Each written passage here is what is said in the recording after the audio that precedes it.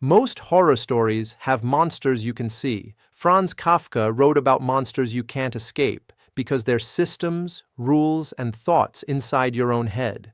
Kafka was born in 1883 in Prague, then part of the Austro-Hungarian Empire, into a German-speaking Jewish family. By day, he worked as a lawyer and insurance clerk at the Workers' Accident Insurance Institute. By night, he tried to write. He felt trapped between his demanding father, a job he found exhausting, and a body that was slowly collapsing under tuberculosis.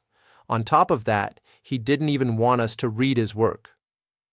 Shortly before his death in 1924, he asked his friend Max Brod to burn all his diaries, letters, and unpublished manuscripts. Brod ignored him, took the papers, and published the novels and stories that would make Kafka one of the most important writers of the 20th century. Without that betrayal, there would be no trial, no castle, no Kafkaesque. So what kind of worlds did Kafka create? In The Metamorphosis, a traveling salesman named Gregor Samsa wakes up to find he has turned into a monstrous insect. The story isn't about how or why this happened. Instead, it focuses on his family's horror, his slow physical and emotional decay, and how quickly a human being can become vermin in the eyes of others when they stop being useful. It's a nightmare of alienation and an existential crisis in the shape of a bug. In The Trial, Joseph K. is arrested one morning without having done anything wrong.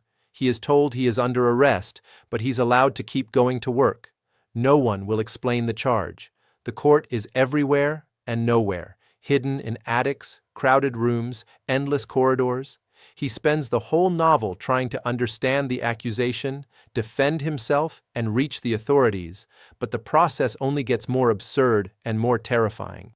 It feels like being trapped in an invisible machine designed to grind you down. In The Castle, a man known only as K arrives in a snow-covered village, claiming to have been hired as a land surveyor by the authorities who live in a distant castle. The villagers obey confusing rules and contradictory orders from officials who almost never appear. K tries to reach the castle to meet someone who can confirm his status, but he's lost in paperwork, rumors, and miscommunication. Kafka died before finishing the book, which somehow makes it even more haunting. The struggle simply never ends. Elsewhere, in stories like In the Penal Colony, Kafka shows us a grotesque execution machine that carves a condemned man's sentence into his skin. In The Judgment, a son is condemned to death by his father in a few pages of dialogue. Even in his shorter parables, there is always the same sense. There is a law, a system, a father, a court, and you are too small, too late, too confused to ever truly face it. What's so disturbing is how normal everything looks. Kafka's sentences are clear. His scenes are ordinary: apartments, offices, staircases, dusty rooms. But inside that ordinary world, the rules are wrong. Logic leads nowhere. Authorities don't explain themselves. You feel guilty without knowing why. You are free enough to suffer, but never free enough to escape. That's why his name became an adjective. Kafkaesque. Kafkaesque describes situations where a person is trapped in a confusing, hostile system, legal, bureaucratic, social, that feels absurd, but still has real power over them. It's being lost in paperwork, waiting rooms, opaque institutions, and unspoken rules until you start to doubt your own sanity. Philosophers and critics have read Kafka as a prophet of modern bureaucracy and totalitarian regimes, existential anxiety and the absurd, the conflict between the individual and an unreachable God, psychological guilt and the crushing weight of authority. At the time of his death, he was almost unknown outside a small circle of friends. Today, his work shapes how we talk about politics, psychology, and the feeling of being a small person in a gigantic, uncaring system. If you're new to Kafka, good entry points are The Metamorphosis. Short, unforgettable, like a nightmare you can't shake. The Trial. for a full Kafkaesque labyrinth of courts and guilt. The Castle.